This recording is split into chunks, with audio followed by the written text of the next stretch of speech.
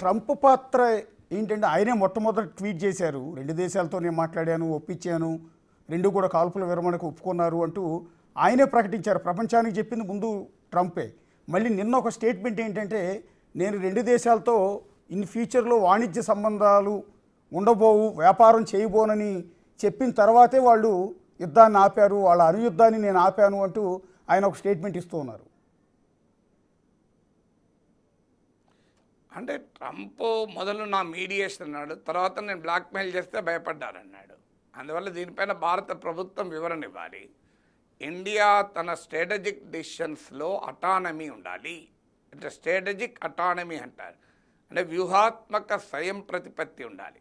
వేరే దేశం ఒత్తిడికో, వేరే దేశం ఆదేశాలతోనో, వేరే దేశం బెదిరింపులతోనో మన నిర్ణయం తీసుకుంటే అది మనకు చాలా ప్రమాదకరం. ఎందుకంటే భారతదేశ విదేశాంగ విధానం అది కాదు, భారతదేశ జాతీయ భద్రతా విధానం అది కాదు.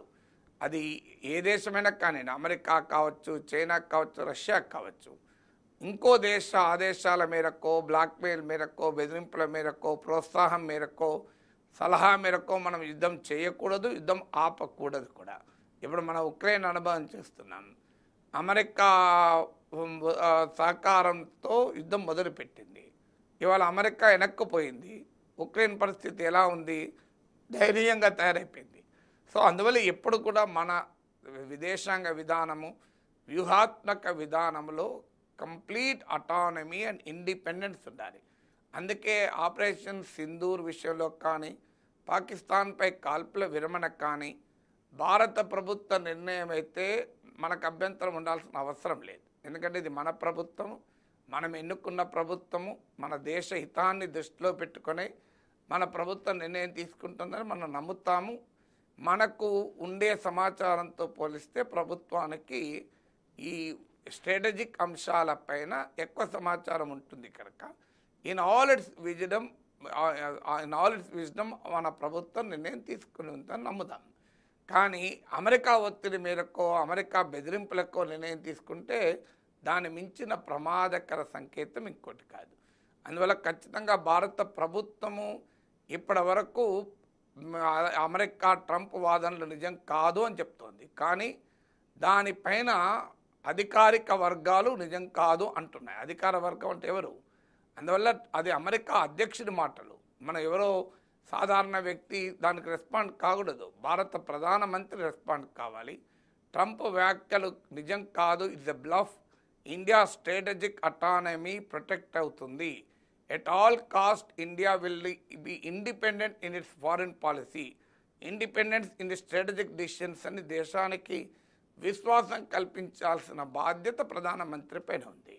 ఇక ఈ అంశంలో పాకిస్తాన్ యుద్ధభూమిలో పైచేయి సాధించలేదు, కానీ కశ్మీర్ సమస్యని ఇంటర్నేషనలైజ్ చేసే ప్రమాదం మొదటి నుంచి పొంచి ఉంది. ఈసారి ట్రంప్ నేను మధ్యవర్తిత్వం చేస్తానని ముందుకొచ్చాడు. నిజంగానే ట్రంప్ ఒత్తిడితోనే మనం కాల్పుల విరమణ చేస్తే ట్రంప్ రేపు కశ్మీర్ విషయంలో నేనే పంచాయతీ తీరుస్తాను ముందుకొస్తాడు. అది కూడా మనకు నష్టదాయకం. అందువల్ల ఖచ్చితంగా దీనిపైన ప్రభుత్వం క్లారిఫై చేయాలి. దేశ స్ట్రాటజిక్ అటానమీ ఎట్టి పరిస్థితుల్లో మనం ఎవరికీ తాకట్టు పెట్టకూడదు. అసలు కాల్పుల విరమణ సడన్గా ఎందుకు డెసిషన్ తీసుకోవాల్సి వచ్చింది? ఒక్క పాకిస్తాన్ డీజీఎంఓ నుంచి ఒక కాల్ రాగానే కాల్పుల విరమణ ఈ సాయంత్రం 5 గంటల నుంచి అమలు చేస్తున్నామని 10వ తేదీ ప్రకటించింది మన ప్రభుత్వం కూడా. సో ఏం జరుగుతుందని మీ కోణంలోంచి సార్? నాకు అర్థం కాలే క్వశ్చన్. అంటే పాకిస్తాన్ డీజీఎంఓ నుంచి ఒక్క కాల్ రాగానే కాల్పుల విరమణకు అంగీకరిస్తున్నట్టుగా భారత ప్రభుత్వం ప్రకటించింది. సో ఈలోపటే త్రివిధ దళాలకు సంబంధించిన అధిపతులు ఇస్తున్న ప్రకటనలు కానీ, నరేంద్ర మోడీ నిన్న చేసిన ప్రకటన కానీ, ట్రంప్ చేస్తున్న ప్రకటన కానీ టోటల్లో కన్ఫ్యూజన్ క్రియేట్ అవ్వట్లా?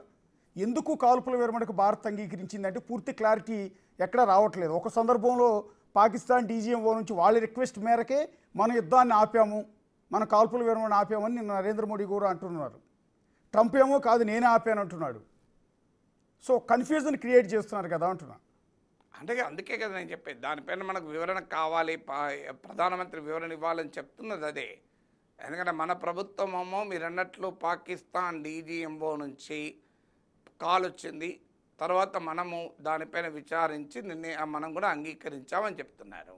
కానీ మనకన్నా ముందే ట్రంప్ ట్వీట్ చేశాడు. ట్రంప్కి ఎవరు చెప్పారు? సో ఇది మనం అంగీకరించామని మనం చెప్పకపోతే ట్రంప్కి ఎలా తెలిసింది? ఈ ప్రశ్న అనివార్యంగా ముందుకు వస్తుంది. Yes, sir. ట్రంప్ తన రాజకీయ కారణాల రీత్యా తన పర్సనల్ క్రెడిట్ కొరకు చేస్తే చేయవచ్చు. కానీ ట్రంప్ ఎందుకు చేశాడన్నది ఇప్పుడు మనకి ఇష్యూ కాదు. ట్రంప్ తాను యుద్ధాలు ఆపుతున్నాను అనే యొక్క వాతావరణాన్ని క్రియేట్ చేసుకోవడానికి చేశాడు. ఎందుకంటే ఆయన కోరుకున్నట్టు ఇంకా ఉక్రెయిన్ యుద్ధం ఆగలేదు, గాజా యుద్ధం ఆగలేదు. ఎలక్షన్ సమయంలో తాను యుద్ధాలు ఆపుతానని మాట్లాడాడు కనుక యుద్ధాలు తానే ఆపుతున్నాడు అనే ఇమేజ్ కొరకు ట్రంప్ క్లెయిమ్ చేసుకోవచ్చు. ఇష్యూ ట్రంప్ ఎందుకు చేశాడన్నది కాదు.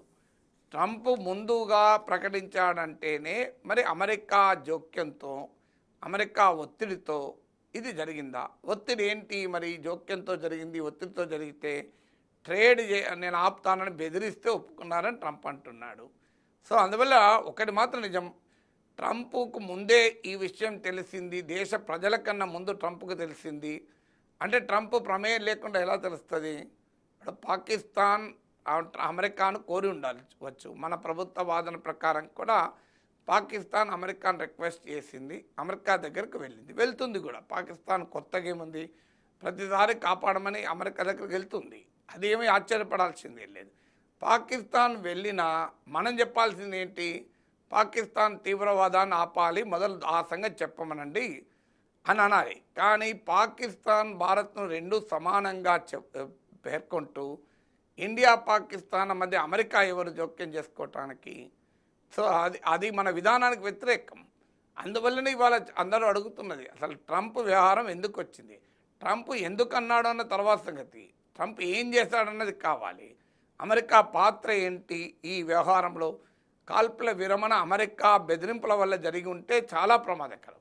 అందులో ట్రేడ్ జరపమని అమెరికా బెదిరిస్తే జరిగి ఉంటే ఇంకా ప్రమాదకరం. ఎందుకంటే అమెరికా పాకిస్తాన్ కూడా మిత్రదేశం, మనకే కాదు. అందువల్ల పాకిస్తాన్ ఈవెన్ మిత్రదేశం చెప్పినా కూడా వినకూడదు.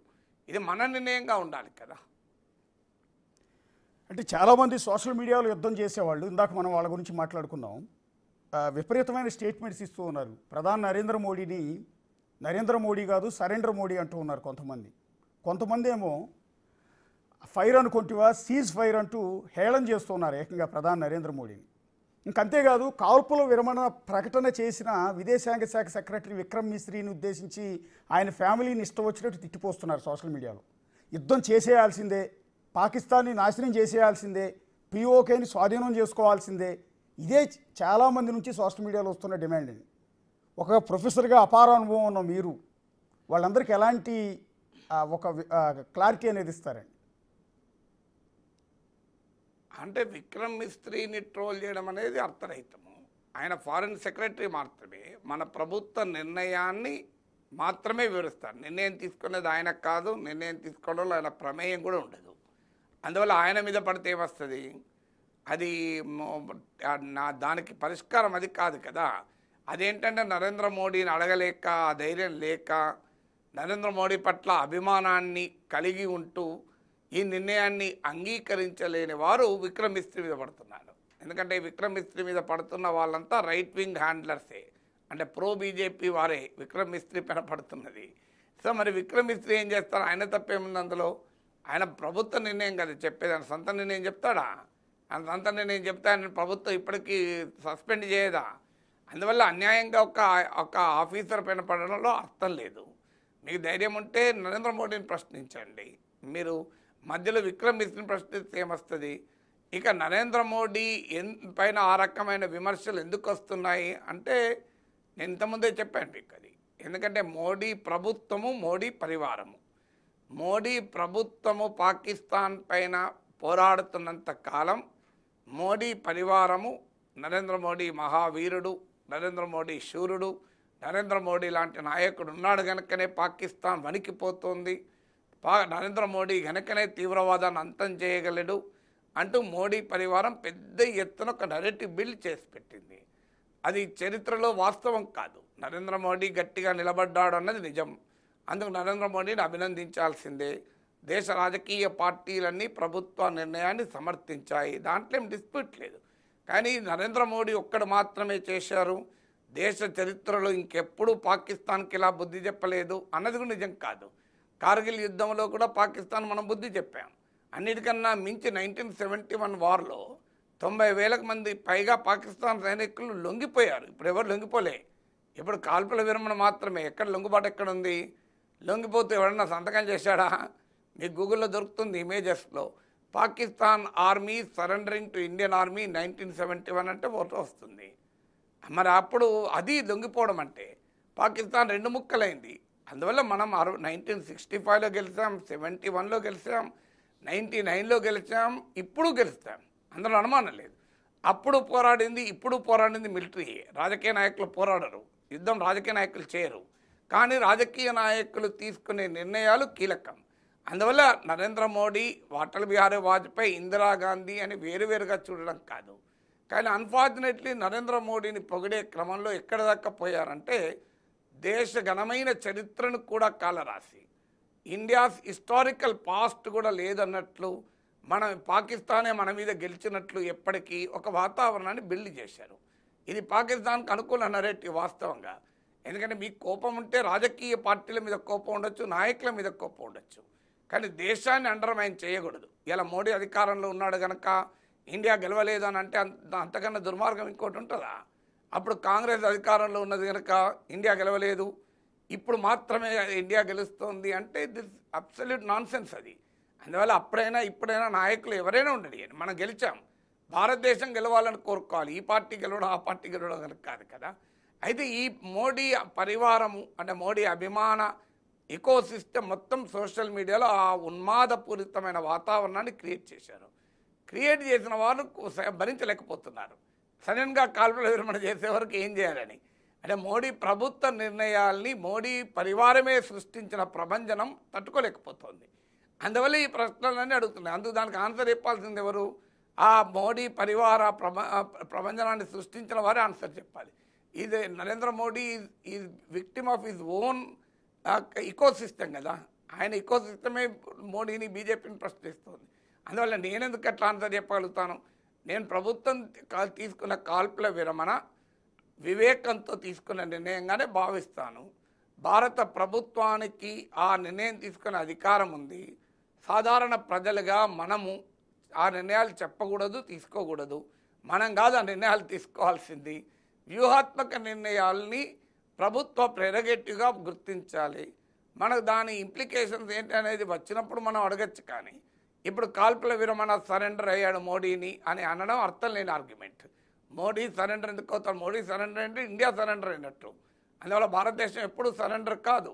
అందువల్ల ఇది అంతకుముందు ఇందిరాగాంధీ, కాంగ్రెస్, మన్మోహన్ సింగ్ సరెండర్ అయ్యాడు, వాళ్ళు సరెండర్ అయ్యాడు, వీళ్ళు సరెండర్ అన్నారు కనుక ఇప్పుడు ఈ వార్త వస్తుంది. అందువల్ల ఎప్పుడు కూడా రాజకీయాలకు అతీతంగా దేశ భద్రత, దేశ విదేశాంగ విధానము, దేశ వ్యూహాత్మక నీతిని ఇస్తే రాదు. అలా చూడకుండా ఈ 2014 తర్వాతనే భారతదేశం కొత్త దేశంగా అవతరించినట్లు, 2014 ముందు భారతదేశం ఒక బలహీనమైన చాతకాని దేశమని, శత్రువులకు వణుకుతూ ఉన్న దేశమని క్రియేట్ చేసిన ఇమేజెస్ ఎంత తప్పో ఇప్పుడు అర్థమవుతుంది కదా. ఇప్పుడు మన నరేంద్ర మోడీ ఎందుకు కాల్పుల విరమణకు అంగీకరించాడు? ఏ పాకిస్తాన్ సైనికులు లొంగిపోయాడు చెప్పండి? హఫీజ్ సయీద్ అప్పచెప్పారా? మసూద్ అజర్ని అప్పచెప్పారా? ఆఖరి పహల్గాన్లో దాడి చేసిన తీవ్రవాదులను అప్పచెప్పారా? తీవ్రవాదం ఆపుతామని పాకిస్తాన్ ఎక్కడైనా ప్రకటించిందా? అసలు మేము ఓడిపోయామని కూడా వాడు అంగీకరిస్తలేడు కదా. మరి అలాంటప్పుడు ఎందుకు కాల్పుల విరమణ అంగీకరించారనే ప్రశ్న ఉత్పన్నమవుతుంది.